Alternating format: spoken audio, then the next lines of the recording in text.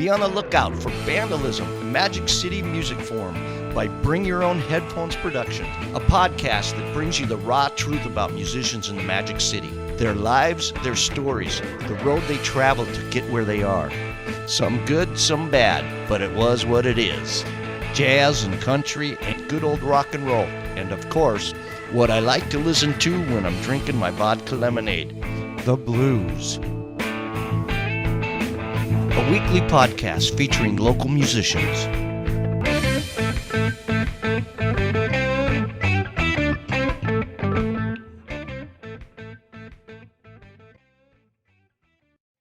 All right, Art. Well, welcome to Band-alism. You know, this is the Magic City podcast, and this is going to be fun. It's kind of a thing of my son's invention. So.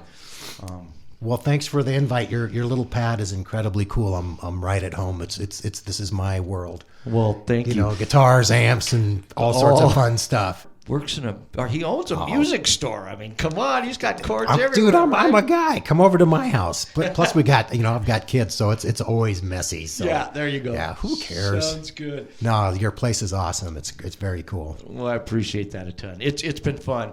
You know, we just moved in here, and I had a really nice studio above. It's like a garage, 3-car garage, and I loved it. A lot of room. This one's a little bit tight, but it sounds good. Man, I have a corner in the basement, and then again, those tunes that you heard were recorded on a Tascam. I think it's called like a Track 24. I can't remember. Right. But it's old school. You can't do virtual tracks. It's what goes in, goes out. It's incredibly simple, and just kind of like me, an amoeba, you know. There you go. So, well, I think we come from the same era. Well, I like to be able to. I don't like this computer crap. I like to be able to grab a knob, turn it, you know. Yep. You know, and the thing about the computer stuff is like when I used to record on my 8-track and stuff like that, if you didn't want that part, you would stop right where you didn't want it, and then you'd let it play, and you'd record another track. It was so easy to cut in and cut out. This computer stuff, if you don't know how to do it, I mean, it's a tough one. Well, yeah. Well, the whole thing is that who's got the time to sit down and relearn it? That's the big thing with me. The technology is really cool. I'm too busy to dedicate the time, whatever time I have. You know, there's other things that need to be done. Right. Oh, yeah. So that's why I like that recorder I got. And that's why those things you heard are the first things I've done for myself in, I think, 20 years. No kidding. Yeah, that's crazy. You know, and just so everybody knows is that we're going to be playing those things. And it's incredible, you know, and we'll talk about, you know, all the roads that you took to get where you're at, but that was amazing. So I can't wait for these people to hear it. Yeah. Well, thank you.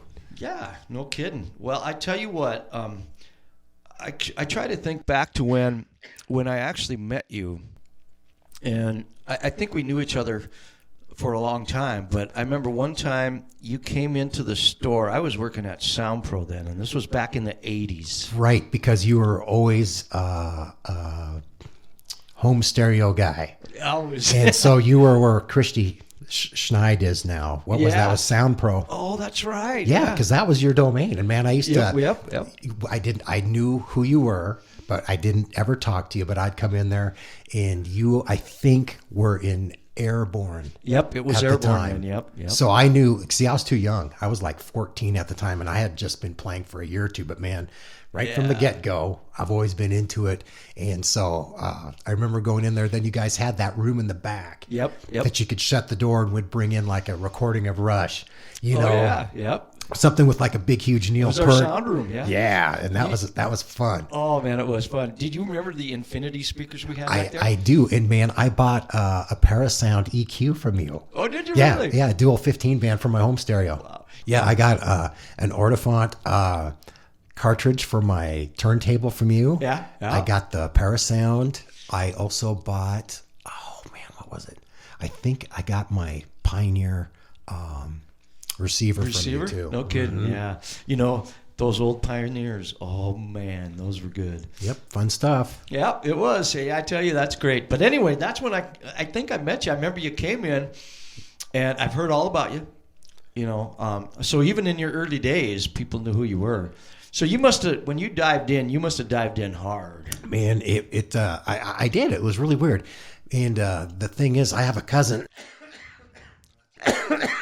You'll have to excuse me. It's my that's okay. post-COVID cough. That's okay. My cousin, who was about 10 years older than me, has always said, he goes, you're the only person I've ever known in my entire life that knew what he wanted to do when he was 11, 12 years old and has done it. Well, you know what? That's interesting because I got something to talk about a little bit. I watched a interview with Dave Grohl just recently. Yeah. And his mom wrote a book about mothers of musicians. Have you heard about that? I haven't. Dave Grohl's kind of weird because it's like I am not a Foo Fighters fan. Yeah. But man, I love that drummer. Me too. I thought he was awesome. Great energy, great player. And out of anybody that's in the music industry, I think Dave Grohl would be the coolest to hang out. Yep. He just seems like a genuinely cool guy, and he does it for all the right reasons, just like we do, because he loves it. He's down to earth. Very much so. This interview I just watched, since we just talked about when you started at 11 and 12, his mom wrote a book called Mothers of Musicians, and the thing about it, it was really cool, is that she interviewed musicians like Dr. Dre's mom and all the way to moms that you wouldn't believe. Of course, Nirvana's Kurt Cobain's mom. Man, she didn't ask my mom. She didn't tell mine either. They'd be disappointed. She missed some stuff. But anyway, and what was really interesting is that when Dave listened to it, he thought that it would be so different across the genres, from hip hop all the way to hard rock to jazz. The one thing that he noticed was that all the musicians started about that age, between 11, 12, 13, all the way up to 15. But the stories, he thought they were going to be so different, but the stories were all the same. It was really cool. And to think about it, I actually started playing guitar when I was like 9, but when I really got serious was about 12, 13, just like you. Well, I remember being like in the 6th grade, and this is a weird thing. I remember walking home across this field, and the arpeggio of part of Hotel California. Yeah. Man, I had it memorized. Really? And I'm playing it in my head, and I didn't even play guitar then. Really? Yeah. Nope. I started the year after, but I would get stuff in my head. Yeah. And I remember that as being kind of the trigger. moment. Yeah, kind of weird. No kidding. That's cool. Yeah. When I started, we'd moved to Billings when I was 9, and then my brother befriended a guy named Gary Contreras, which is our drummer's older brother. But check this out. Okay, so I had always heard of Gary Contreras, because again, I was just, I'm just a little guy. And I started working at Peter's House of Music when I was 13. Yeah. Alan Peters hired me to come in on Saturdays, and he would give me 2 sets of guitar strings and $10 to buy a record album. Because my family was pretty poor. So I had always heard about all the cool players like Mike Leslie, who was not around. All this talk, and Gary Contreras. Yeah. So I want to say in 1984, I got this really ugly Strat from Brian Vigasaw. From Brian. So check this out. One reason I started playing in bands was because of Leonard Peters. He was in a band called Scattergun, and he told all the dudes, look, if you don't like this kid join, I'm going to quit. And Leonard was a hot player. Oh, yeah. He was good. So my first band when I'm 17, my first pro band was Leonard Peters, Stu Plavier, Brian Vigasaw. Oh, I remember all these guys. Yeah, on bass and vocals, and then Clay Green. Yeah. Oh, Clay, yeah. Greg Taylor. Premier drummer. Greg Taylor was the first drummer, and he was with us for, I think, about 2 months. Then him and Stu got in a big fight. Then they brought Clay in. Yeah. So I'm completely spoiled. Oh, boy, and you whatnot. are. Yep. So then shortly after that, we kind of turned into a little 3-piece, and Brian, Clay, and I did a little Rush tribute thing. Oh, really? Yeah, you ought to hear that. Oh, boy, I'd love to. Clay can impress you playing air drums to Rush. He's just an incredible musician. Yeah. All right. So anyway, I got this really ugly Strat from Brian. And it's like a 70s Strat, and I'm working at Peters, and I think I'm full-time now because I'm 17 years old. Right, okay. And Gary came in, and do you remember the Firebird? Oh, absolutely. Man, I had that. You do right now? No, I did. Oh, you did? Yeah, he came in, and I remember it said Kicks spray painted on the outside. He was hanging out with the Kicks in the New York. Yeah, I know he was. He recorded out there, and they were there. Yeah. Yeah, and he didn't want it anymore. And I'm like, man, I always wanted one of these. It's kind of cool. Yeah. I traded him straight across for that junky Strat. No kidding. Yep, and I had that guitar for about a year. And that guitar was one of those guitars that I always wanted when I was a kid because Johnny Winter had one. And yep, absolutely. Yeah, you see Paul Stanley like on Kiss Alive 1, and it's like, it looks cool. Well, I got the guitar. I'm a little kid. The neck is way out here. And it's really heavy. Right, it's neck heavy. Yeah. And the same thing, SGs are the same. I don't get along with them. Other people do. Yeah. So anyway. Yeah, they're tough. I took that guitar and I had a 76 limited edition Explorer. Really? Yep. The Gibson, yeah. Yep, and I traded both of those to Fred Decker in Music Villa, and I got one of the first 57 Strat reissues with a nice flame maple neck and a cream-colored body. And remember Ron Schuster? Oh, very well. Remember that Strat he played? Yes, I do. That was mine. That was yours, really? Yep, and I had it for probably about maybe 6 to 8 months, and I hated that guitar. It was my first real Strat. Really? You hated it? I did not get along with it, so I remember I hung it up in Ted's shop. I think that would have been in 86, 87. It's right before I went on the road with Soma, and Ron bought it, and it was his number one guitar. No kidding. Yeah. Wow. Yeah, and then, so that back to that Firebird, do you remember John Coulter Band? Very well. Okay, whoever that guitar player was ended up with the Firebird. Oh, really? Yeah. Yeah. You know, I think Rick Forrester was a drummer in that band. And man, I was too young. I remember those guys playing at what turned into the City Club. So it was Zivio's. It was Zivio's. Yep, and I think I saw them once.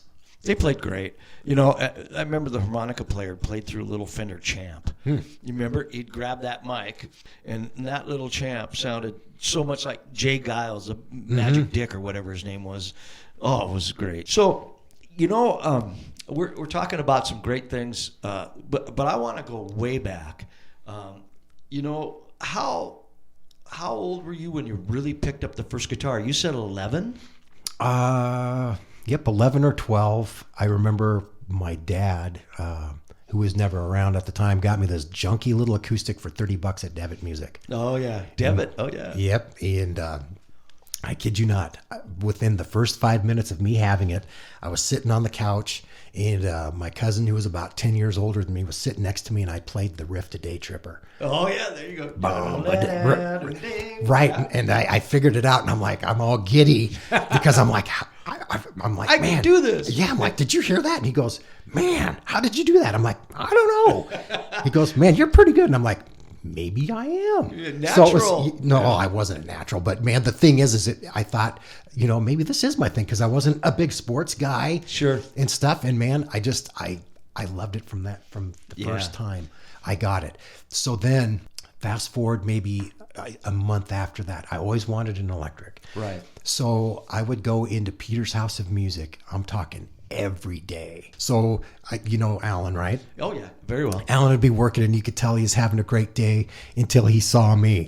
then his face would just go, oh God, no, not him again. Right, not that punk again. Yeah. So I'm in there, and I'm looking at this little junky guitar. It's an Orlando, and it's a Strat copy with one humbucker. Yeah. And I remember it being $90. And he goes, yeah. He goes, man, hey, I'll let you have this thing for $75. And I'm like, oh, really?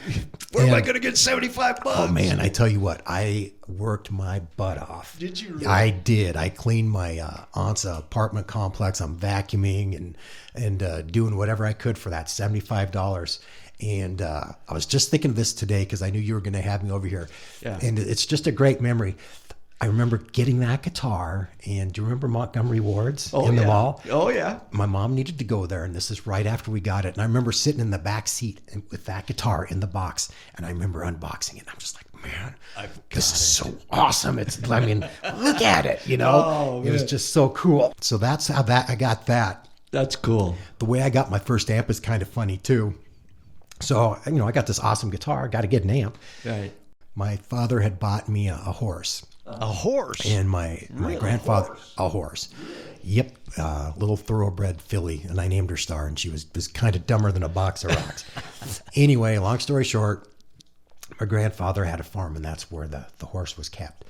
and he sold that horse to the neighbor. His name was Joe, for $50 and 2 pigs.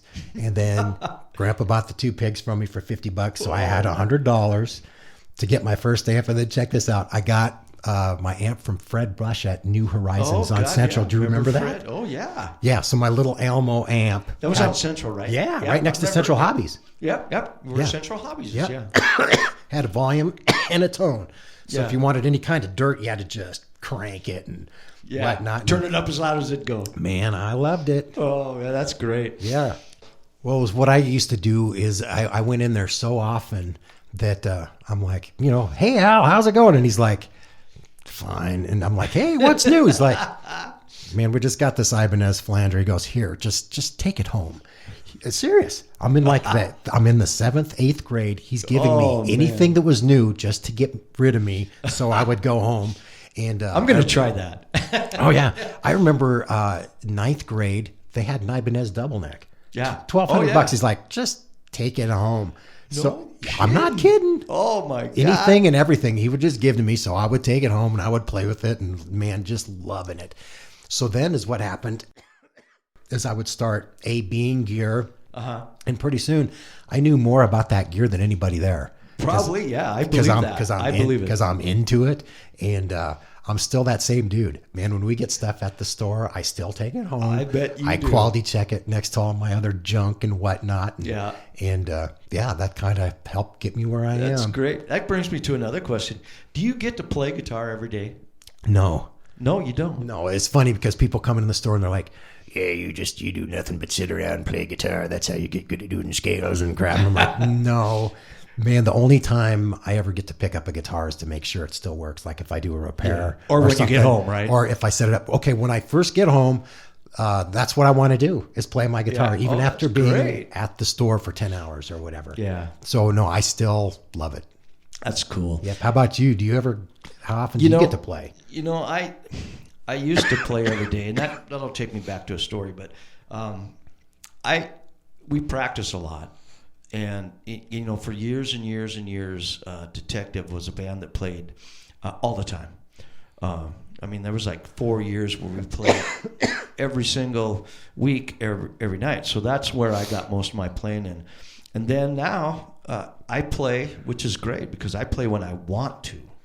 And it's not because I'm going to learn a song because, after 40 years. Do you know what's awesome about that a lot of the younger kids don't understand is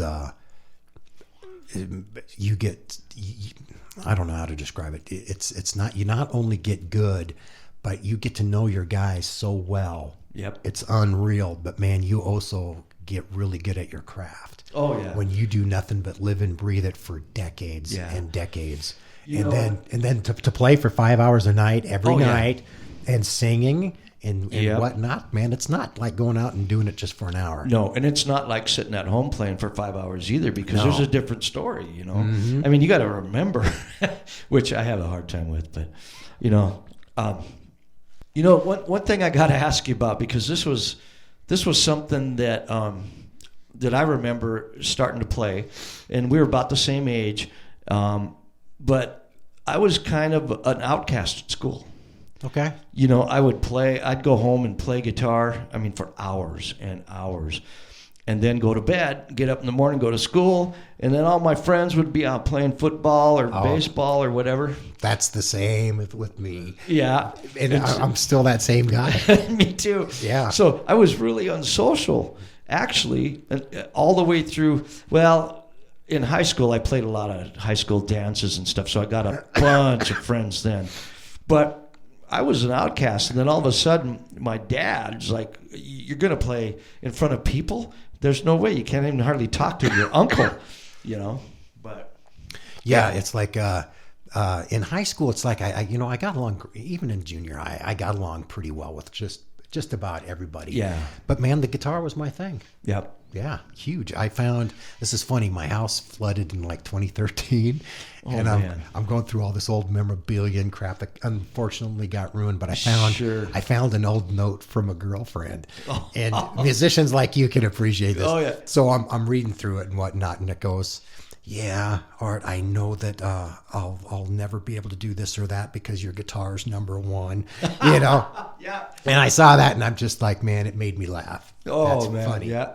But it was true at the time, you know? You know, that goes back to that story of the Dave Grohl's mom, you know, that most of us musicians are a lot alike. It's a certain creature that does it, I guess, you know. You know, speaking of moms, I have to give kudos to my mom because it's like that she was my support system. Oh, yeah. She was, because I'm the black sheep of the family. Everybody's a carpenter, farmer, whatever, and here I am, the guitar player, right? There you go, yeah. But man, she was always supportive, and the only time my mom lent me money was in 1984 for a Marshall half stack. Oh, no when kidding. When I was in Scattergun with Leonard, because he had a high watt. Yeah. Oh, yeah. Stu had a Renown 212, which was incredibly loud, and I had this little junky Carvin 112 combo. So you needed it. I needed it. Yeah, I know. Kidding. Yeah. So thanks, Mom. Yeah, there you go. You know, I got to tell you, the first person that ever really lent me money for being a musician was Pat Hansen. Huh. You know, and imagine that. You know, I mean, he supported more musicians in this town than anybody. But I went in and I needed to buy some microphones because we had shit microphones, and I needed some good ones. And I PL76 Electro Voice. All right. He sold me 4 of them, and they were like, even back then they were like $150, and I had no money. I walked in there with like $48 or whatever. He said, "You know what? Take them. Just make your payments every month." And that's the first person that ever said, "I believe in you. You'll pay me." I did. It took me like 18 years, but I did it. You know. No, he was an awesome guy. Yeah. Yeah, I bet you know it too. More so than anybody. Oh, me and Bob. Yeah. Oh, yeah. Both you guys. Because we lived with each other night and day at that store. Oh, yeah. For a long time. I owe him a lot. Even my first keyboard, Prophet 600, Man, those are cool. Do you still have it? No, it died. But you know what I did? I got stupid, and because a whole bunch of keys didn't work, I threw it away. Oh, man. And then my son, you know, he repairs stuff now. He said, "You idiot." You know, because it was amazing. We played with it for years, you know. But anyway.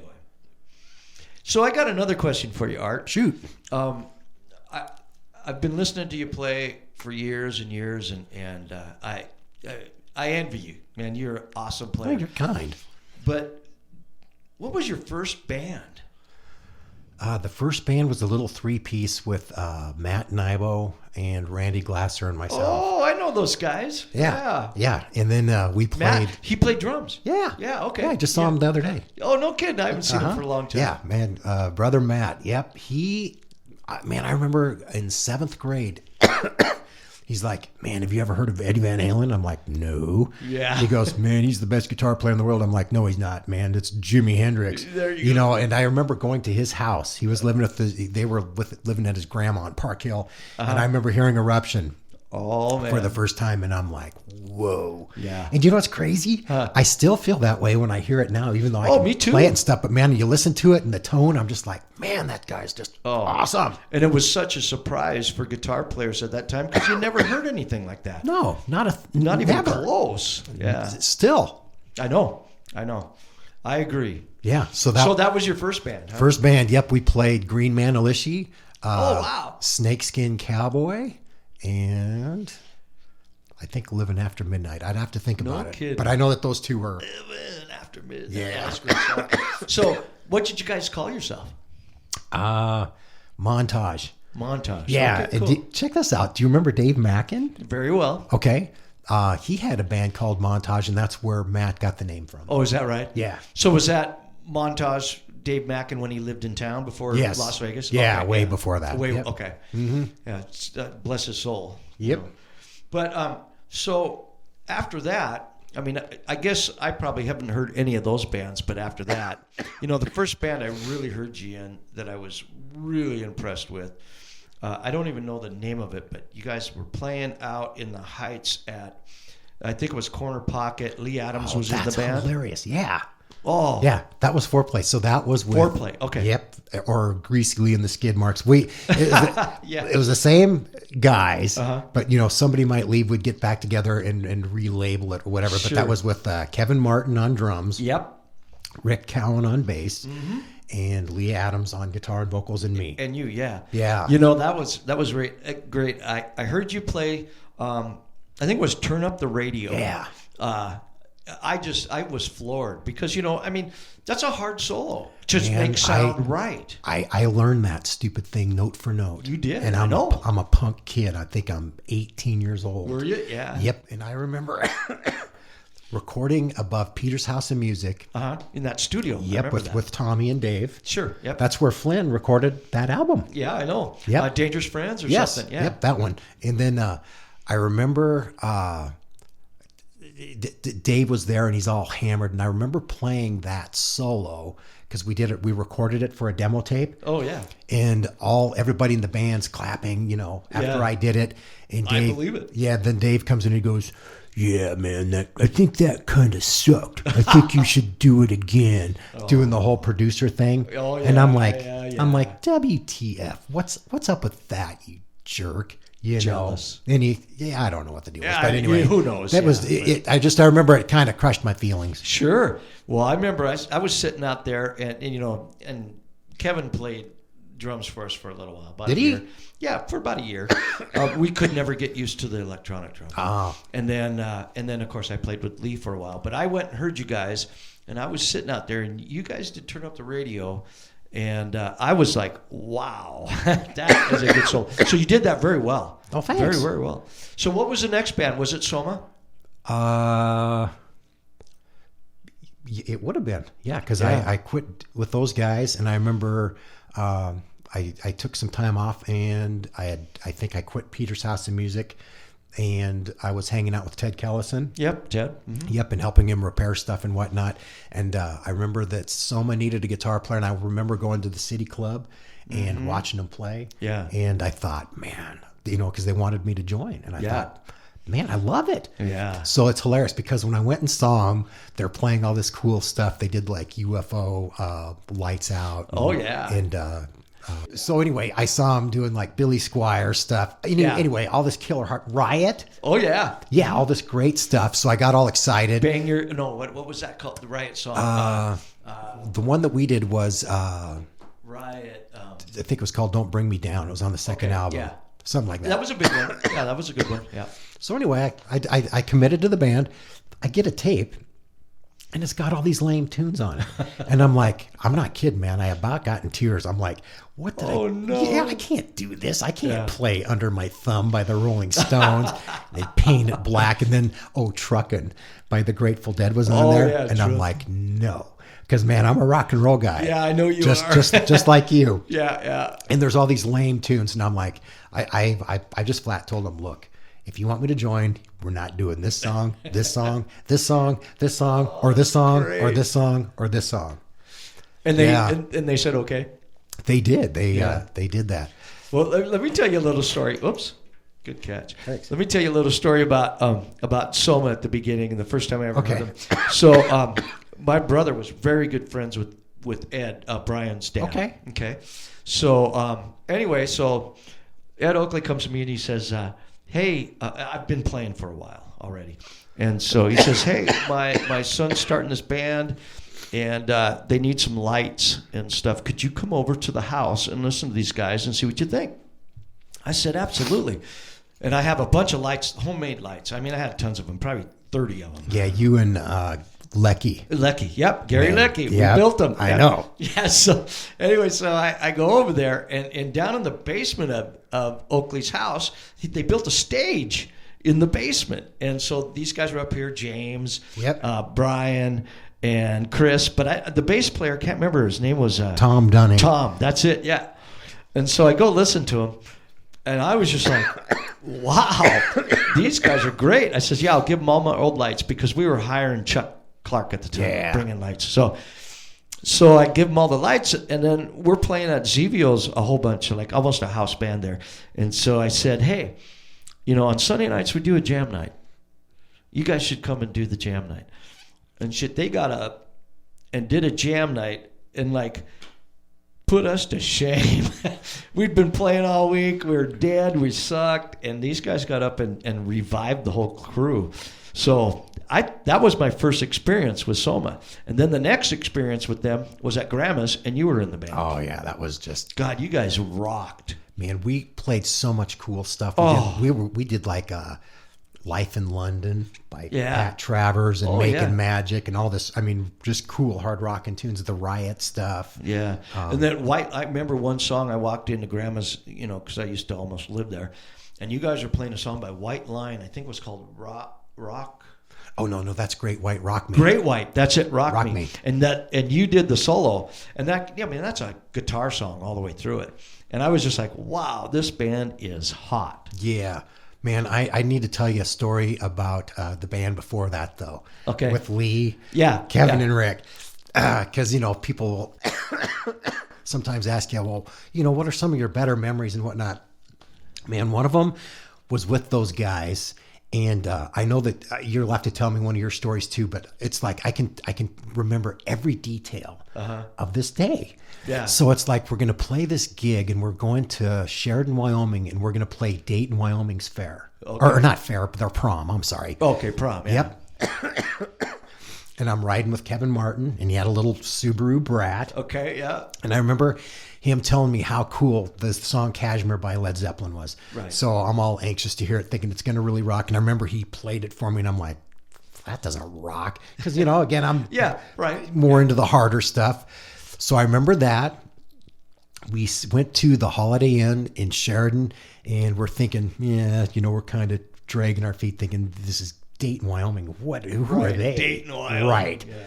So we're setting up, and Rick's wife, Tracy, went and got us some Whoppers from Burger King. Okay, so we play this gig, and I think Rebel Yell had been out for a year. Mm-hmm. And I'm playing through a Carvin half stack. Okay. And man, I'm loud. And when it came time for the chorus, those kids sang so loud they drowned us out. No kidding. Man, you couldn't hear yourself. Right. And that is euphoric. Oh, yeah. Man, so talk about flipping the switch with the energy. So we had so much fun. Oh, that's awesome. I cannot tell you. So get done with the gig. I remember I played a Red Kramer V from the store that I borrowed and a little headless axe star Ibanez. Anyway, so I'm riding back with Lee, and we take the van and pull up to the Maverick station, and he gasses up, and I eat this. I get a red hot beef and bean burrito and whatnot. Go home. Sure. Get up in the morning, gonna go to work, and my mom makes me scrambled eggs and bacon and stuff. So then I go to Lucky guy. Yeah, I know. So I go to the store, and I'm working with Alan, right? Uh-huh. And I'm behind the counter, and we're just talking and BSing, and man, I farted. and Alan. So why do I ever? I know, but watch this. So Alan's back there, and he goes like this, and he fans the fart into his nose, and he goes, "Man, do you want me to tell you what you've been eating?" And I'm like, "Whatever." I'm like, "Sure, Al, go for it." He goes, he nailed it, didn't he? He goes. There's protein in there. He goes, "You had a Whopper." I'm like, "No way." He does it again, and he goes, "Yep." And there's fiber. He goes, "You had a burrito," and I'm like, I'm laughing. I couldn't believe it. That sounds like Ellen. Yeah, but check it out. He does it one more time, and he goes, "There's sulfur in there. You had eggs," and man, that was it. You lost it, didn't you? I did, and you can't make that crap up. No, so you can't. So it's an awesome story that goes with a great gig. Yeah. So now, fast forward to about maybe 10 years ago. My friend Raleigh, who plays down in Sheridan, I was telling him about that gig, told him the story. Yeah. He goes, "Yeah, I remember. I was there." No kidding. Yeah. Oh, So man. he got to see it. So then I was talking to Kevin. He doesn't live here anymore, but he was up visiting or something. Sure. He has it on tape. And I'm really? like, The whole job? Yeah. Oh, wow. I'm like, how? Yeah. I mean, that's a long time ago. Yeah. But he's got it. Cassette, probably. He hasn't been able to find it yet, but I can't wait for him to see it, because I can't wait to see that. Oh, that's going to be awesome. That will be fun. Anyway, yeah, that's going to be great. Those jobs, everybody has those jobs, Mm-hmm. To be honest with you, I think I've had a few, but probably the biggest one is we got to back up Mission Mountain Wood Band in 1979. Dang. and it was at Eastern Montana College gym. Of course, now that's MSUB. Okay, do you know what's really cool about that? Is when I started getting into it and I started listening to the radio, man, that's where all the rock bands played. Oh, yeah. I remember that was our concert place. Yeah, ZZ Top played there. And I remember... Santana. I remember Rush played there. And I missed that one. And I'm like, Rush. I'm like, man, what a cool name. So then I ran to Budget Tapes and Records. And that's what I loved about being a kid back then. Oh, yeah. Man, thumbing through, looking All at the covers. Records. Yeah. And I'm thumbing through and I find Rush and it's 2112. Yeah. And I'm like, man, that's really cool looking. That was my first record I ever bought. No. With my own money. Yep, man. And I still love it. But it was because I heard of them on the radio. Oh, yeah. And that, I tell you what, that 2112's, that's a milestone in albums. Oh, yeah, it's awesome. And you think about when we started playing rock and roll, okay, back in for me it was back in, like the early 70s. And you didn't have a whole bunch of years of good rock and roll before that, you know. You really, of rock and roll that we're talking about. It went back maybe to the mid-'60s. Maybe Yardbirds, some of that stuff. But before that, it was always the 50s stuff, Beach Boys, and James Dean, and all that. That stuff just wasn't rock, I don't think, It wasn't hard rocking. Yeah. But that's the stuff that drives me, I think. That's what got me, too. Yeah. I like that. I like it to move my pant leg. How's that? Yep. So out of all your stuff that you play, I've listened to you for years and years, and I just want to tell you that you're probably one of, I think, the best guitar players in town. Man, you're very kind. Well, okay. Anyway, so I've heard your sounds. It's evolved so much over the years. And right now, I earlier, before we started recording, you told me that you run direct most of the time. But in the beginning days, when I saw you, you were running an amp. Yeah. So what were you running? What was your rig then? Man, with the Soma guys, I ran a Mesa Boogie Mark III head, and a Marshall 412. It used to belong to John Monroe. Do you remember him? Yes, I do. I bought his half stack. Oh, okay. Yep, and then I sold the head, I think, to Pierre LeVay or somebody, and then I kept the 412. So I played through that, and an MXR digital delay. The Crybaby I still have, and a variety of Kramer guitars that I still have. No kidding. For years. Wow. That was it until I think I got out of Soma, and then I started running my Soldano rack rig. Yeah. And see, the last gig I did with that was with the Zen people, and we were playing the Budweiser stage at the fair. Yep. Right, so we're outside, and I'm just like, I just cranked it up. Because, man, we're outside, right? Yeah, having fun. Exactly what you never get to do. And at the end of the gig, everybody whined that I hurt their ears. Oh, no kidding. And I'm like, okay, look, nobody said anything, because if one person would have said something, I gladly would have turned down. I was just having fun. Oh, yeah. And I just thought, you know what? That's it. So were you guys mic'd? Yeah. Yeah. But I just had it loud. I was, I love it that way. Yeah. There's something about, to be honest with you, that's why I like playing outdoors.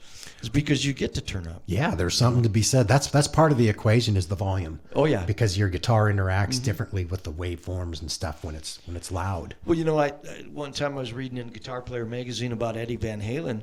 He said, they'd have to almost put his amp in another room because he played it all the way. He loved it loud. Yeah, that's how you get that sound. Right. You listen to all those first albums, and he's got plenty of sustain, but he doesn't have a whole lot of gain.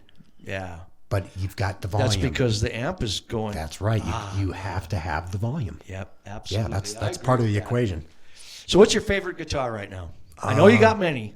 Just the same thing with you too. So it's like it depends on what day it is. Yeah. I have a custom shop Jackson that my friend Kurt Anthony bought for me. Kurt Anthony, I know him well too. I love Kurt, man. Yeah, he's a great guy. You know what? He knows it because I've told him, but he was a huge musical influence on me. Really? Well, think about it. Back when we were kids, Y93 was the rock station, and man, they played so much cool stuff. And I thought that it was just like regular run-of-the-mill stuff. and it wasn't. No. They went against the grain, and I can tell you everything that I heard for years and where I was and how old I was. So like, for example, Sultans of Swing. Yeah. I remember 7th grade, Monday. I heard it about 4 o'clock. I just came home from school, and it was cloudy and overcast, and I heard that song and could not believe it. Oh, yeah. I know. Loved it. Yeah. Yeah, and several other tunes that, he's responsible for. Charlie Fox is a friend of mine. Love Charlie, too. Yeah, and I go back way, way back with those guys. Well, back in the Sound Pro days, back in the early 80s, and Kurt Anthony and him and Steve Burrell, too, which, bless his soul. Those guys, you got to admit that DJs were so much more important to musicians than you think. Yeah, and all that stuff that we grew up listening to, I still like. Oh, me too. I love it. I still play most of it. Yeah, I do too. I got a song list over in the corner there. And like I said, we're working in Trent, Visconti, which is going to take place of Craig. But so I looked at that list the other night because we're going to kind of figure out what we're going to do. And there's songs there I think we learned in the 80s that we still play. Yeah. It's because there's nothing better. Yeah, you're right. I agree. They don't write music like that anymore. No. I mean, you take some of those songs and they're timeless and they're still played on the radio in rotation. That's crazy. The thing I wish they'd do is play other songs because there's other great tunes. I know. Instead of the exact same ones over and over that we've heard a bazillion times. And that's corporate America for you. I know it. Yeah. So you never really told me what your favorite guitar was. It's that Jackson. Oh, it is? Oh, that is? Okay. Okay. At the thing that we do for Frankie on the 20th, you'll see it. You're going to play it? Oh. Yeah, Yeah, and I just want people to know about that. We're going to do a big benefit for Frank Wilson, who's battling, an illness right now that's very unfortunate. And he's been in he was in Soma. Yeah. He's been in our music scene for years and years and years. So let's all pray for him. And that benefit's going to be down at the pub station November 20th, and that's going to be a big deal. Yeah, should be a lot of fun. It's going to be. I can't wait to get together with all the musicians. Well, that's the cool thing. It's like when you have that many musicians, especially the local guys, it's magical. And I remember, I don't know if you guys were there or not, but Soma was playing at the City Club, and this night will never happen again. Skid Row opened up for Aerosmith. Oh, man. And every road band was in town. Wow. So that club had nothing but musicians in it. I remember Sweet Cheater from Idaho was there, Justin Sane. No kidding. Yep, Chuck's band. I wasn't there. I can't remember that. Everybody, and it was nothing but musicians. And then Skid Row came and they got up and jammed with us. Did they really? Oh, yeah. That'd be great. Yeah. So that would have been in their heyday too, man. It was. And that was awesome. Those guys were such great musicians. The 80s bands, I love the 80s bands. I mean, there were so many good musicians. That's an era that has really influenced me. Yep, it was fun. Yeah. So, who was one of your biggest influences, like growing up learning how to play? I mean, I've got a bunch, but what were yours? Well, I hate to admit it, but Alan Peters. Really? Yeah, because, man, I didn't know anything. Yeah. Like I say, I but figured out. I mean big guys. I know, but the thing, I had a really weird kind of upbringing. So is what I would do. I told you I'd hang out every day, right? Right. Yep. I learned by watching other people play. Okay. And I would that's fantastic. Yeah, I'd sit there and kind of hide and watch somebody. I'm like, as soon as they were done, I'd pick up a guitar and play it. Yeah. So I can still play all the tunes I learned from Alan. And I could play Stairway to Heaven from start to finish, minus the solo. Yeah, and I'm sure some of the parts weren't the same, amount of times because everybody was playing it. Sure. But I didn't hear the actual recording of that song for 3 years. Wow. No kidding. And you learned it. Yeah. Same thing with Rocky Mountain Way. Man, Yeah. I knew that tune inside and out, and I'd never heard the original. Wow. Yep. That's great. So that really was, I mean, your influences were really local. Yeah. Yeah, that's cool. Yeah. A lot of the local guys. And another huge one was Steve Milia. Yeah. Oh, yeah. Monster? Man. Oh, Yeah. man. He was. Me too. He was probably my first guitar hero. And not only because he's a great guitarist, but man, he was kind. He was so cool to me. You have no idea. To everybody, he really was. Yeah, I remember being a punk kid. I remember being in the 7th grade, barely able to play. And again, I'm in Peter's House of Music every day. Yeah. So Alan left and did something, and Steve is playing. his flying, his Gibson, excuse me, That's okay. his Gibson Flying V. Yep. Through a Sun Beta Lead 212. I used to have and one, I'm standing in front of him with my arms crossed going, man, that's awesome. I want to do that. Yeah, and Steve goes, do you want to play it? And I'm like, yeah. And he puts it on me, and I'm like, man, just, that's how cool he was. Oh, yeah. So then I'm like, yeah, man, the guitar's like really cool, but mister, how do you sit down with it? And he goes, son, you hold it like this. You sit down, and you put one of its legs right between yours, just like a good woman. And I just thought, Oh, man, that's me all the yeah, way, isn't it? you are so cool. I want to be just like you. Yeah. Did you ever see him do Stairway to Heaven with the bow? No, but okay, so here's a few other little tales. Okay. All right. So Steve is incredibly cool to me. It's super duper nice. And then next time I see him, I'm like, he had covers on on those pickups. Yeah. So the next time I see him, he's got like these exposed double coil humbuckers, and I'm like, Sure. hey, mister, what's that? And he goes, that's a humbucker, son. And I'm like, Son. yeah. And so he tells me how you do it. You take the cover off. Okay, well, I told you about that guitar, right? Yeah. That I was looking at when I got it at Montgomery Ward's. Right, yeah. Sitting in the parking lot. My Strat had a single humbucker in it. And I thought, man, my cover's got to come off so I can be just like Steve. So I remember going I home. hope he listens to this. Oh, he knows this. Yeah. I had that guitar for like 2 or 3 weeks, and I started ripping it apart. I took the cover off, and it's a single coil. Oh no, you I were was disappointed. I was pissed. Oh, I'm like, that guitar's got to go. And I did. Alan sold it for me, and I ended up getting this Epiphone. So anyway, Lori, Amelia, and Steve are so awesome. They buy me pepperoni pizza for my birthday every year. Really? They have, yep, for the last 15 years. It's like my relatives man. don't even remember, but those guys are, there's not a year that they ever forget. They're awesome. That is great. So I saw Steve play Stairway at Sunfest. Oh, okay. Do you remember that? Yes, I do. Yeah, I saw him with Cottonwood. Oh, yeah. Yeah. God, that's right. He played with Cottonwood. Yeah. Oh, it was awesome. Yeah, Yeah. because that was with Gary Peterson on bass. yeah. And then I think Scott Witcherly Was drums. and Art Witcher. Yep. And Guitar. Steve-O. Yep. And Steve just killed it. That reminds me, Art Witcher.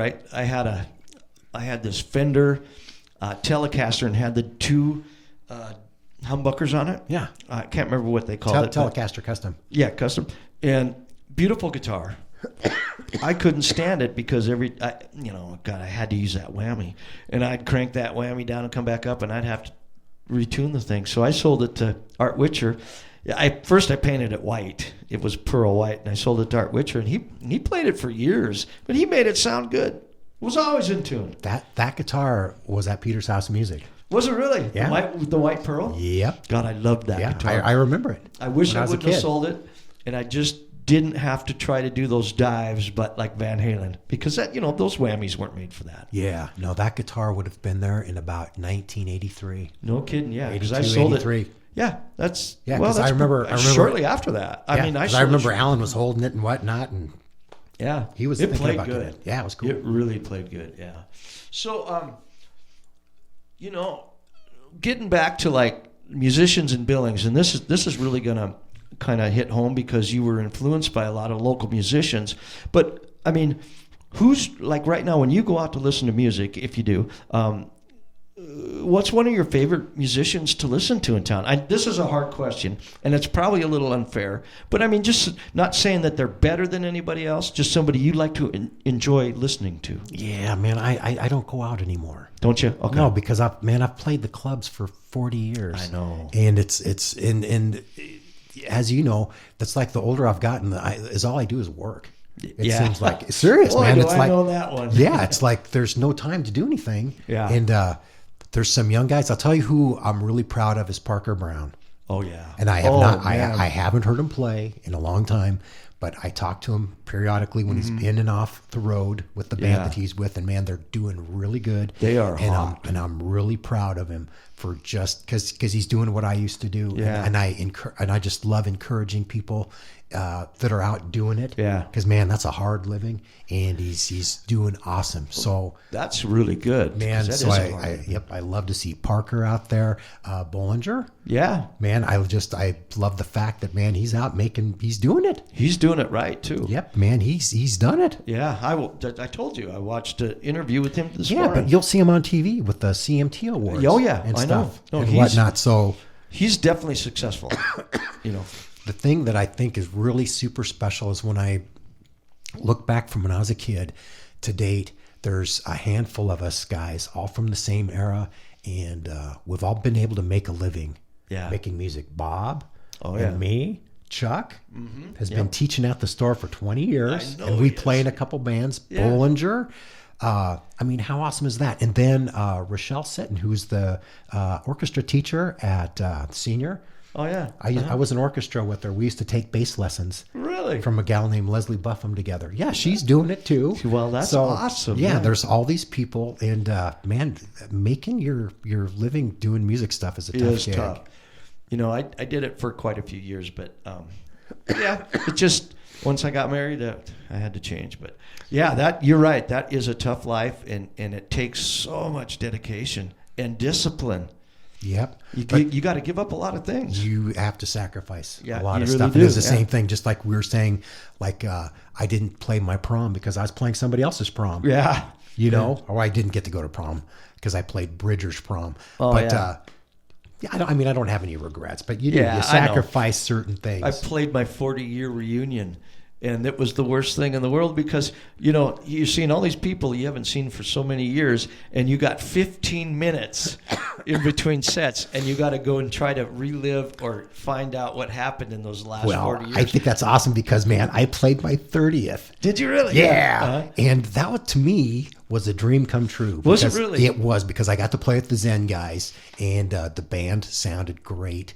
And, man, to play for my classmates and to do, for the Yeah. band to be sounding pretty decent was really fun. I and bet special. it was. 40th is the one that I regretted the most. Yeah, I don't know that I'll be doing it again, but at least I got to do one. One, yeah. And that's super that you got to do it. I think that's awesome. Well, you know, back then, you know, I mean, I graduated in 79, and there wasn't a lot of bands, and so we got to play. We got to play everything: homecoming and proms and twerp, but Right. no, it was great. It was great. I don't regret it either.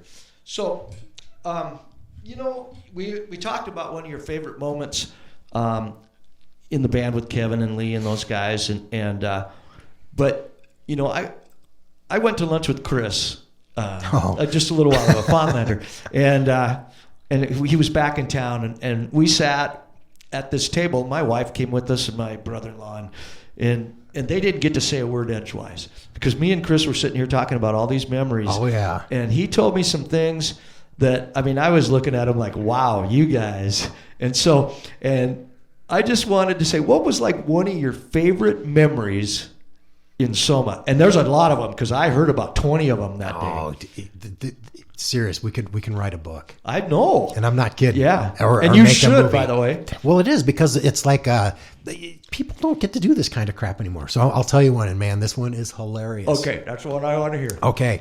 So I think we just came. We'd play like the same circuit, and we would play like in Idaho Falls, Pocatello, and at Casper at a place called the Moonlight. And we just got done in Idaho Falls, and we went to Casper. We're there on a Monday, setting up to play that night, and it's wintry, and I mean, it's snowing. The wind is whipping, and it's cold, and we're trying to haul and get gear in as quickly as we can. Yeah. All right. Do you remember those old PV monitors that were like built into an anvil case, and they had a lid? Oh, yeah. I remember those, yeah. Yeah, okay. Used them at Grandma's once. All right. Well, we rented all of our PA and lights from Dan Nichols Yep. and from Chuck. That's probably who owned them, too. Yeah. So when we got off the road, we had like 100 par 64s, had 80 feet of trussing, a giant 5-way PA. Oh, we weren't quite that elaborate right then. Yeah. But we're all loaded in, and we're like, where's Frank? And we're all looking around, and like Fawnlander looks at me, he goes, I don't know, where is Frank?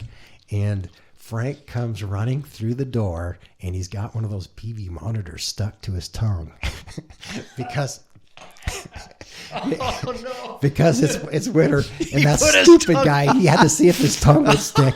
And, that monitor weighs like 75, 80 pounds, and he's holding it. Oh, my God. And he comes running in with this monitor stuck to his tongue, and he's like, and I'm like, Frank, just set it down on the table. Just set it down, and I'll get some water. And he goes, Oh, and he no. I couldn't believe it. Oh. He peeled it off, and the whole tip of his tongue stuck on the outside of that lid. God, that's making me shudder right now. It looked like a chunk of foam, and it was on there for like a year. It would have been on there longer, except for somebody. I remember we had it, and it was sitting there, and somebody took their foot and grabbed it and pushed it. But his tongue's all bleeding. But man, to see him running in my God. middle of winter with a monitor stuck to his tongue because he just had to see if it would stick. Did he have to sing too? Well, Chris did most of the singing, but man, that would be horrible. Yeah, you'll have to ask him how that felt. Oh, I'm gonna. Yeah, I'm gonna. that was awesome. We'll have to bring it up at the fundraiser. I don't know if he's going to be here though. He's still having that stem cell replacement. Yeah, that was funny. God, I bet that was great.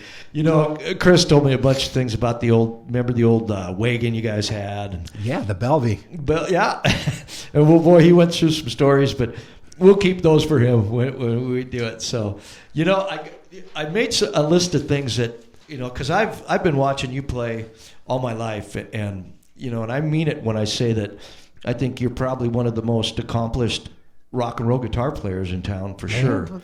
Man, that's awesome. That means a lot to me. Well, seriously, whether it's true or not, is in the ear of the beholder. But the thing to be acknowledged with our peers is like the ultimate gift from somebody. So thank you. You're welcome. Very, very nice of you. And I've me and my wife talk about this kind of stuff. Of course, I've been doing it all my life, but that's what I told her. I said, man, I'm pretty honored that you'd be the first one to come and do this. So, well, I'm honored that you even asked me. So thank you. Oh yeah.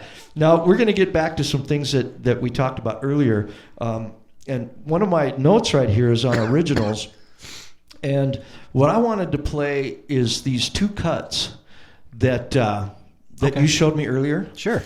And can you explain the first one? The first one is a song called "The Orchestral Suite" by Bach, and it's something I used to teach my guitar students and whatnot for like single note type stuff. Sure. And I don't know what possessed me to do it, but I added echo and did the volume swell thing. Right. And I started doing it, and I'm like, it's kind of cool. So anyway, that's what it is. God, it's amazing.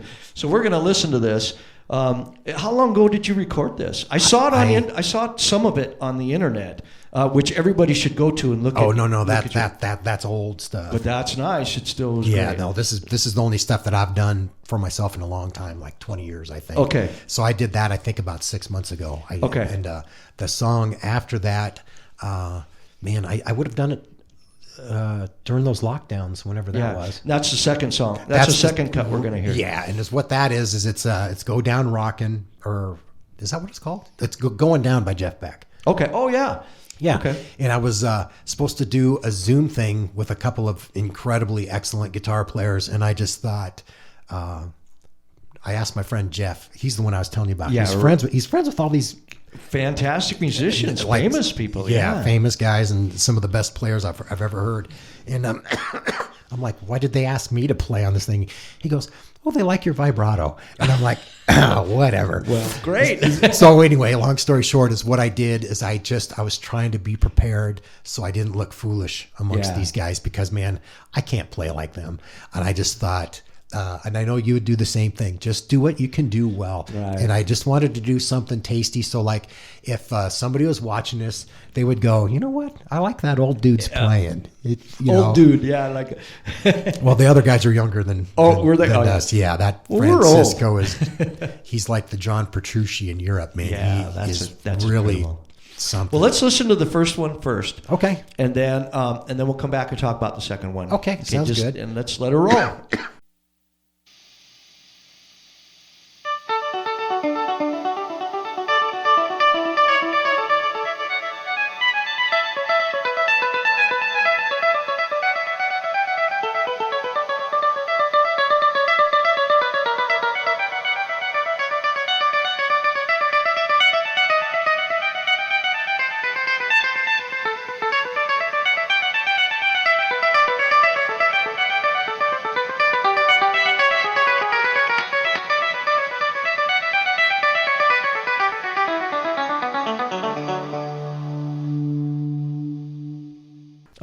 right. Well, you know what, Art? That's incredible. How in the world can you synchronize your notes with that volume that you're doing? It's so fast. I don't know. I practice. I'll tell you who made me do that was Brian Oakley. Oh, really? Yeah. Brian, yeah. And the Birdman is supposed to be here, I think, on the 22nd. God, I hope so. I want to get him in here. Oh, you should. Yeah. Yeah. 'Cause I got some stories to tell you about him. I gave him guitar lessons when he was 9. Oh, yeah, love him, and he man. blew me away. Yeah. I'll tell you a story about him after I say this. Okay. So anyway, when we're on the road, we used to do People by the Headpins. Yeah, okay. Oh, yeah. Yeah, that's and Brian McLeod has always been a favorite. Yeah, Too Loud McLeod. Yes, sir. Yeah. And he was always good at the volume thing. Yeah. And I remember talking to Oakley, and you'd hear like all this cool volume swell stuff, and Birdman's like, yeah, that's his volume knob, and I'm like, no, it's not. It's a volume pedal. And he's like, no, it's his volume pot. And, and he'd show me and whatnot. And I'm like, maybe it is. So anyway, from that time on, I always really practiced hard. Oh, no kidding. To do that. And that whole song is like, I think it's about a minute long. Yeah. And to do it at that tempo. The whole time. Yeah. I guess it just takes practice. Oh, I guess. Yeah. I can't do that. All right. So Birdman, check this out. Okay. You'll love this. He and I went out on a Saturday night, and we were at Casey's watching Soul Brad. Oh, yeah. Great band, right? Oh, really good, yeah. And do you remember Vicky? Yes, very well. Okay, well, they had some goofy band at the 17 Club, and a bunch Probably of us. No, I'm kidding. Go ahead. No, they're from Livingston, and a couple of the guys got food poisoning. Oh. And she was looking for a bass player and a drummer, and Birdman and I were at Casey's, and he's like, you want to do it? And I'm like, sure. Yeah. So we went to Casey's, and you got to understand, Brian's never played drums ever. Oh, he played drums? And he played drums for those guys, and I played bass. Wow. Yep. And we played the last set. And the whole set? The whole set. And I never once had to look at Brian. That's how good he is. He's got that much talent. He's not only an awesome bass player, he's a great little guitar player. And for him to sit down and to play a set on the drums, which he's never done before, and I never once had to look at him like, what are you doing? No kid. Well, he's got timing.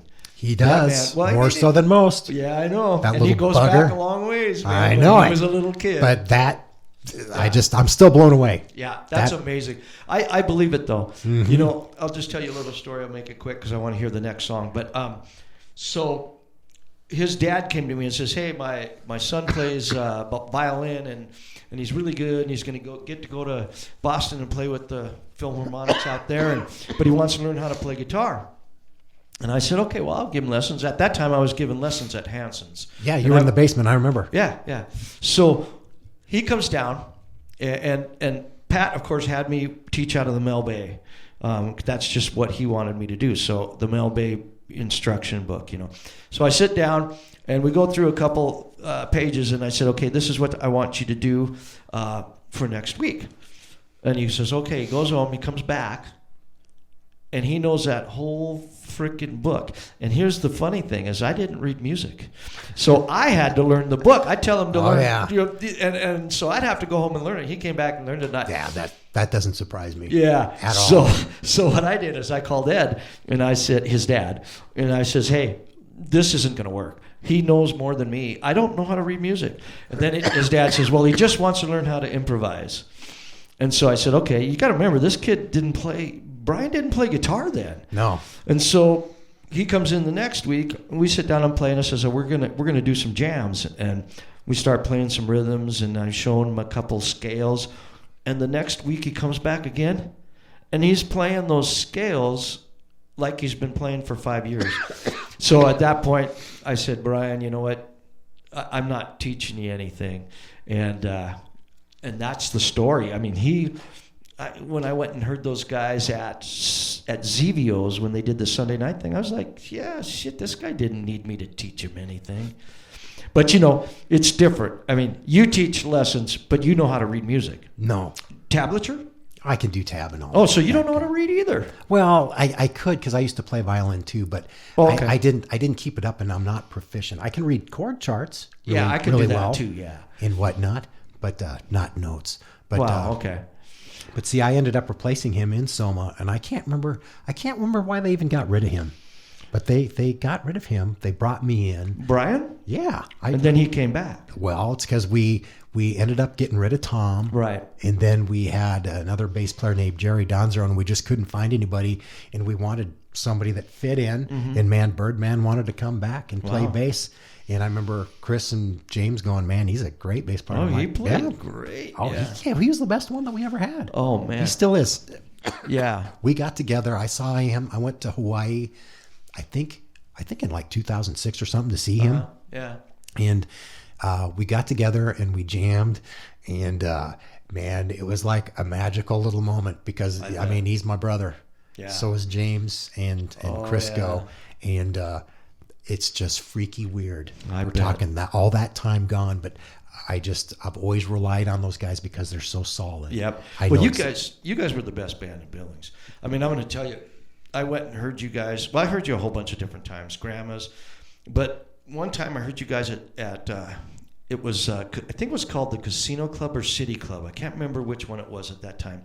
And you guys were playing, and you did an Aerosmith song. You did Sweet Emotion. And Brian had that thing, the Virus Lap. Yeah, and he got up, was sitting on top of the PA stack, hanging on the lights and all that stuff. But you guys did that so good, and the show was so impressive. I mean, hands down. I mean, I don't think there was a band from Billings that had put on that kind of show with that kind of talent. You guys were great. It was magical. I mean, there's certain things about bands, where everybody clicks, and then you guys had that. You guys clicked. Do you know what's awesome is that we're still brothers. Oh, I'm sure you are. After all of these years, and it's like I haven't talked to Brian, I bet in 5 years, and when I see him in a couple of weeks, it's just like you haven't. Exactly. Yeah. I know those guys better than they know themselves. Oh, yeah. And vice versa. Well, you guys went on the road. Yeah, we lived together 24/7 for 4 years. Then when we got off the road, I was married for a short time, and then after I divorced, they lived with me. So James lived at the house with me. Yep, and so did Birdman. Oh wow. Yeah. Well, that's great. I can't wait to. I definitely want to interview Brian because that'll be interesting. And then Chris, absolutely. I'm going to get Chris. If he doesn't come up here, I'll do it over the phone. Yeah. Because man, that guy was telling stories. Man, I had tears. Oh, the stuff we did. Oh, I mean, you guys were crazy. And you know what's crazy is it was 7 completely different personalities. Yeah. Completely different. But man, we made it work. Yeah. That's the secret, though. I think is that camaraderie and ability to just feel each other. Do you guys feel that? I mean, the detective, of course, we've been together a long time too. But I can feel when there's going to be, I don't want to say so much mistake, but an alteration of what we're playing. Sure, I can feel it. Yeah, it's because you know those dudes. Yeah. It's just like, oh, here it goes. You know? And so a lot of people say, God, you guys are so tight. Well, actually, it's that I can tell when he's going to miss a beat or he's going to play a different lead or something, Like I say, you know him better than he knows himself. Oh, yeah. Because you've been there. I just told Craig that, of course, he's not playing right now. And he told him, I said, man, I'm a spoiled son of a bitch when you were here. Yeah, because he's your rock. Yeah. Same thing with Sammy, man. I know. And Crown, of course, he was the original bass player back in 1979. Man, did you know that? No. But see, Crown was one of those guys that everybody talked about when I was a kid, but he was gone. Yeah. He moved to Germany for like 13, 14 years. So then I got reacquainted with everybody when they moved back. Like Mike Leslie's another one. Yeah. Man, I love Mike. Oh, yeah, me too. He is awesome. You need to interview him. I'm gonna. We've been getting together. We just recorded a song with Flynn. And I talked to him. He's going to come over and do some recording in the studio here. But yeah, he's going to be great. And I remember the first time I ever heard him play, he was playing with like Black and White Affair, I think.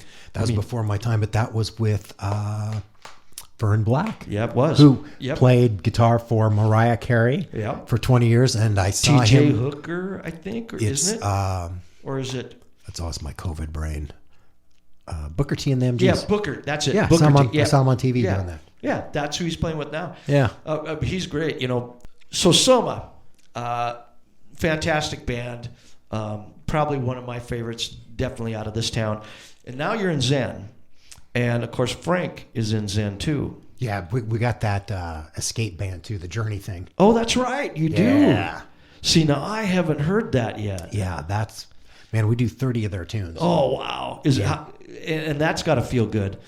It's one of the cooler things I've done musically, honestly. Really? Yeah, it's one of the only things that, we get treated like rock stars. Yeah. We get paid more than anything I have ever done in my entire life. Kidding. No lie. And I'm not bragging. I'm just in amazement. Yeah. Because it's just like, it's just, I think the right thing at the right time. Well, I can't wait to hear it then. Amen. Because I have heard about that. And we have had a lot of fun with Good. that. Well, how long have you guys been doing that? Well, we did it for about a year until he got sick. Yeah. So that's relatively a newer. Yeah, it's only been out for about a year. Yeah. And the crazy thing is when we were on the road, Frankie would always sit shotgun, and so you would just talk for hours and hours, right? I love it about him. Yep. So we always said that when we got old, that we would start a Journey tribute band and play the lounge circuit. Wow. So we did a gig at the pub station. Yeah. I think it was about 2 years ago now. And it sold out. And they turned 200 people away. And, no kidding. And we're just like, man, we can't just do this one time. Yeah. It's way too much fun. Right. So Plus, then, really successful. Then we got all these other gigs just from people talking. Yeah. We were completely unprepared. We still are. We don't have a promo pack. We don't have nothing. But we're getting some. Yeah. We had gotten some nice high profile gigs. You know, I don't think you guys would ever need a promo pack just from being around here, and, unless you're going to travel and and hit some of the circuits around. If we could Vegas do and things like that. No, we're not going to do that. But I mean, if we could do some fairs and things around the state, and just have fun with it. But I still don't think you'd need a promo packer for that. The word of mouth is well, especially in Montana, is so powerful. Yeah, but if you want to do like Rock in the Rivers or I see what bigger, you're saying. Yeah. Then, Then you would. Yeah, because you got to sell yourself to them. Yeah, and then that would be fun. Now we've talked. Now here's the fun part. I just have to say this. Oh, and then we're going to go to that other song because we haven't played that yet. Okay, but lots of fun things to talk about. But we talk about all the good things and everything. All there's real fun things that we do in a band, but there's always got to be a worst. I can think of 3 or 4 of them. Do you have a worst thing that you were just like, you went up or you got the job and you're just like, oh my God, this sucks? All right. You're talking about the paper bag moment? Sure, absolutely. Right. Okay, well, I played with Calamity Jane's. Yep, I remember. That was actually my first paying gig because of Alan. Yeah, because he was in it. Yeah, Alan so and Julie and all those. Yeah, right. I played with them when I was 16. Oh, okay. And I remember my mom taking me out there. Way out there on Grand. Yeah. Remember where it was? Yep. Yeah. And I would play the 50 shows. Okay, so fast forward to like later 90s. So all the Soma guys. I saw you do this. I remember Well, that. I played with Calamities from like 96 to like 2006. Yeah, okay. Now I remember that. All right. Yeah. So we would do this thing called, it was a benefit at the Lincoln Center for Angel Horse. Yeah. Mm-hmm. Trying to benefit.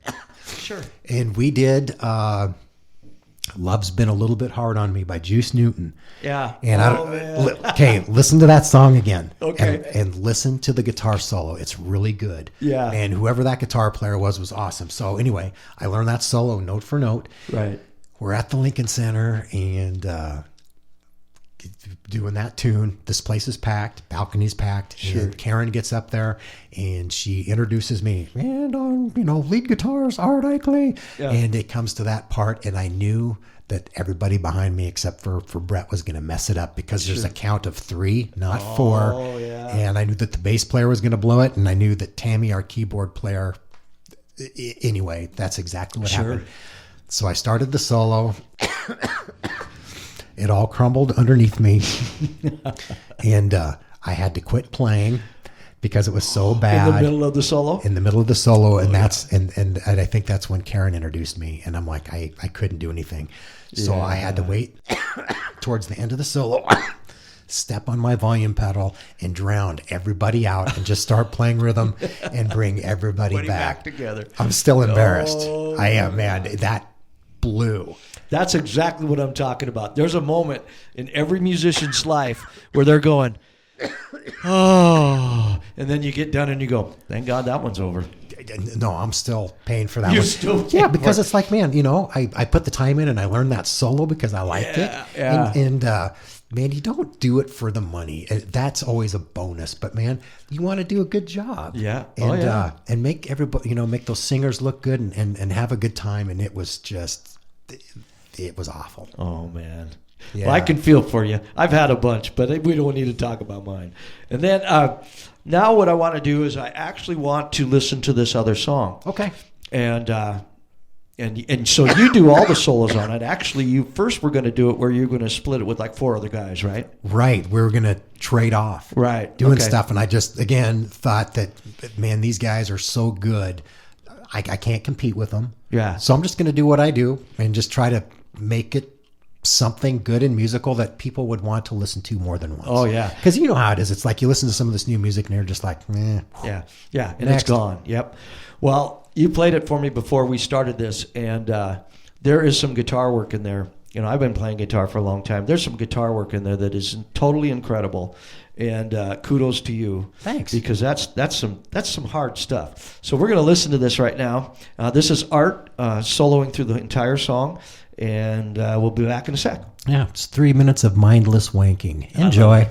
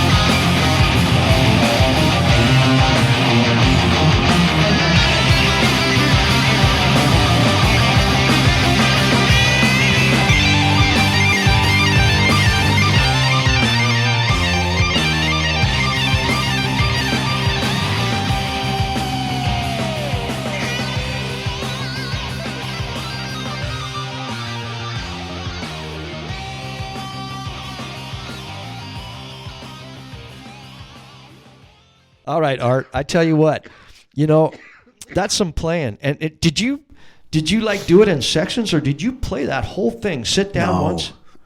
Did you do it in sections? No, I did it in sections because, again, Yeah. as what I wanted to do is I thought, okay, I'm going to play probably, one time through the Sure. progression. Mm-hmm. So I wanted a solo so I'm prepared.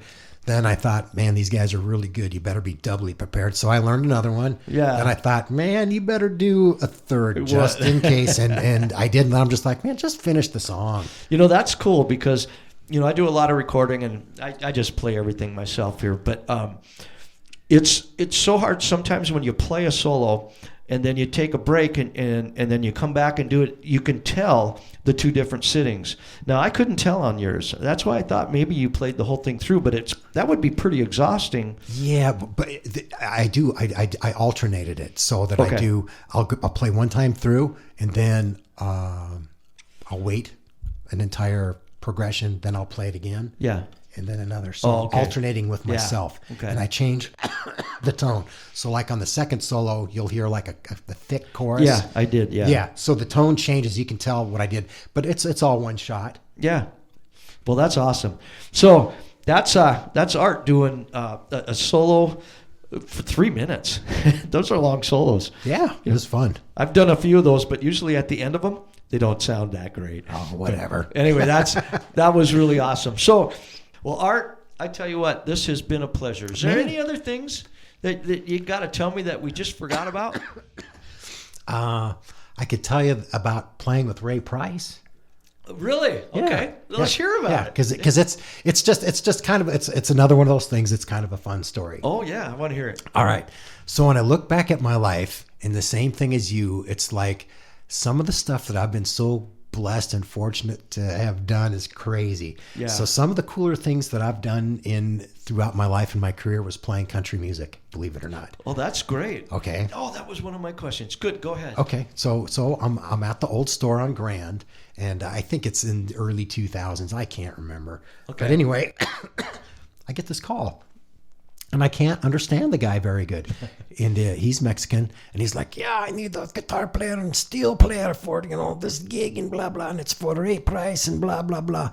And I'm like, okay, I can play guitar. Sure. And I have a great steel player. Do you know Ed LaFont?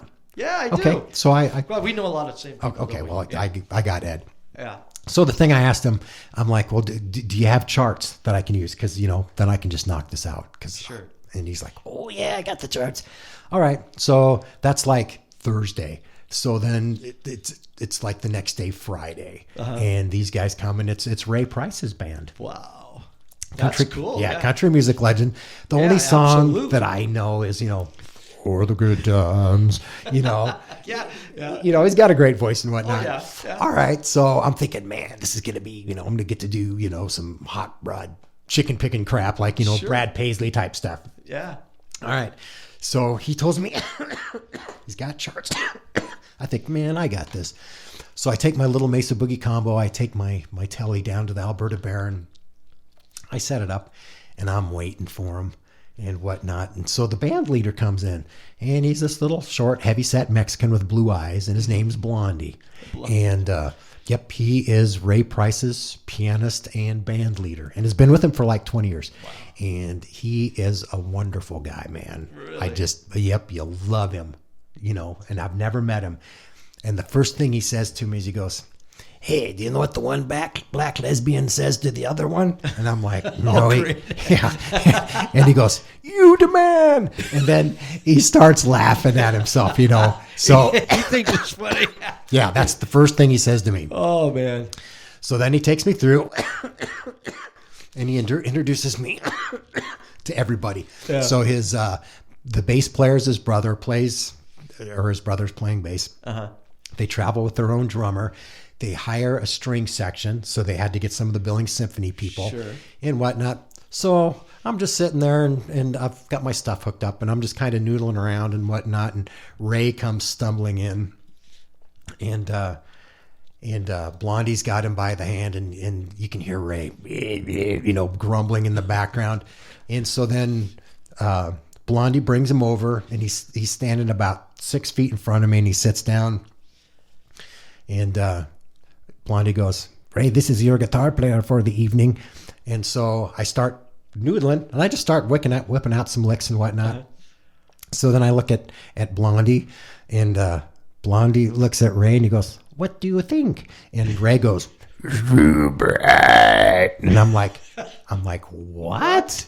And Blondie goes, he said it's too bright. Can you, tame it down a little? And I'm like, okay.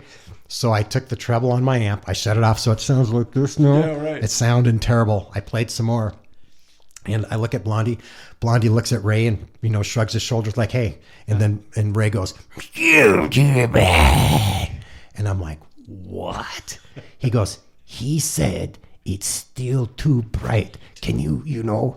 And so I turned the tone on my telly down. And I'm not joking.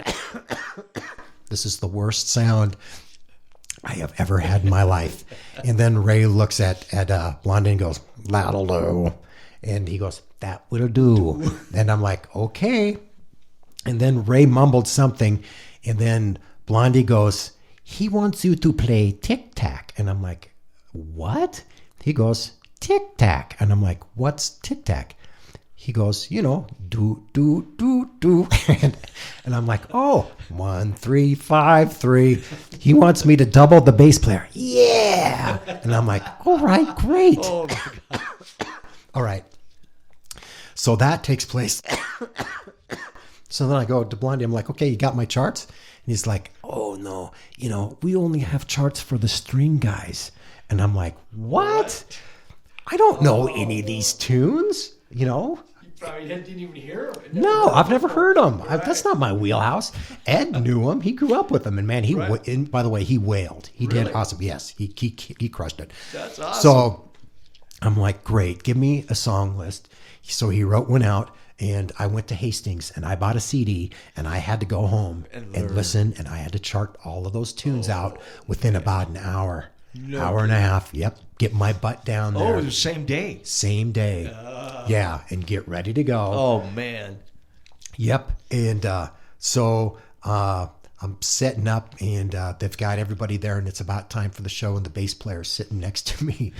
And I'm just making small talk. I'm like, so, because this is what Blondie told me. He goes, sure. He goes, the bass. I went, well, baby, why did you need to get me and the steel player? He goes, oh, those guys, man, they had a bunch of studio time booked, and they couldn't come. And so that's what I said to the bass player. I'm like, so your steel player and guitar player couldn't come because they're in the studio, huh? And he goes, oh, hell no, they're in jail. And I'm like, that's funny. Yeah, right. Okay.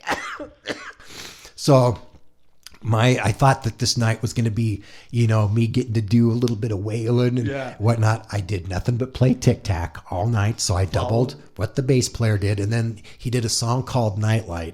Uh-huh. And it was kind of a call and answer thing. He would go, can't you hear the blues a calling? And I'd go, do, do, do, do, do, do. Can't you hear the blues a calling? Do, do, do, do, do. That was it. No That's the only soloing I got to do. So we finished the night, and again, he wasn't feeling good, and he's all grumbly and junk. And I think he thought, mid Billings, Montana, yuck. And man, these people love him, and they would not let him quit. And he was on fire. Yeah, man, he was loving it because these people are eating up everything he's doing. So those bastards cranked into like 3 encores, and they don't, no keys, no nothing. They go, here it is, it's Yellow Rose of Texas, and then they just crank into it. And you're going, oh, yeah, sink or swim. So I'm watching the bass player, figuring it out. That one would get done. Crowd goes nuts. Then they're, Red Rose of Texas. They did it like, I can't remember what the songs were, but they did between 2 and 3 encores. And I could not wait for that night to be done. So then it ended, and I'm like, yay. And I thought, you know what? I'm going to go get Ray's autograph because he's my dad's favorite man. Sure. Yeah. So, famous, yeah. Yeah. So I took that CD I bought because I had to chart the tunes. Yeah. And I go, and I'm standing in line, and there's like 30 people in front of me. And bass player comes out of nowhere, and he comes up to me, and he goes, what are you doing? And I said, I'm standing here. I'm going to get Ray's autograph. He grabs me by the collar. He drags me all the way up to the front, in front of Ray, and he goes, hey, Ray, this is your guitar player for the evening. And Ray looks at me and he goes, great job, son. Great job. And autographs the CD. And I'm like, whatever. You didn't even know I was there the entire time. So I got paid $250. And it's stupid me, man. If I would have been smart, I would have photocopied the check. Yeah, you know. you should have. Yeah. Yeah, no kidding. But anyway, I made $250 and I got a fun story out of the deal. Well, you know what? And that's a memory you'll never forget. Ever forget. Exactly. And then he passed away, I think, 2 years after that. No kidding. Yeah. And you know what's crazy? His band leader, Blondie, I think passed a year after that, after that show. And I'm not kidding.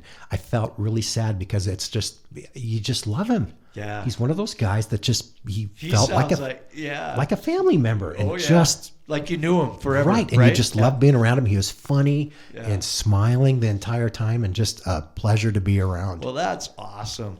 You know, memories like that actually makes this job kind of fun.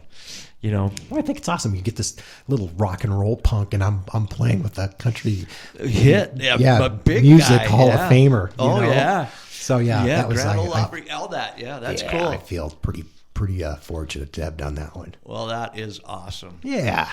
Well, Art, it's been a pleasure. Yeah. Oh man, thank you so much. You bet. So I hope everybody gets to listen to this and enjoy it, because there's some great stories there. Yeah, hope they like it. If they want more, have me back. Yeah, and I tell you what, maybe when Birdman gets here, when Brian gets here, maybe us three can get together and we'll that'd be hilarious. You know, and maybe just do a little conversation with that, because he would be another one that would be fantastic. Because the stories you guys have, man, it would be great.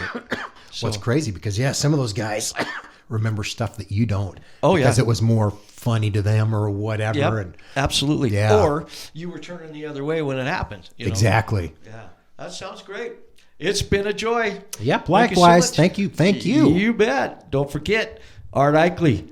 He's been with many bands in town right now with Zen. And what was the journey? It's Escape. Escape.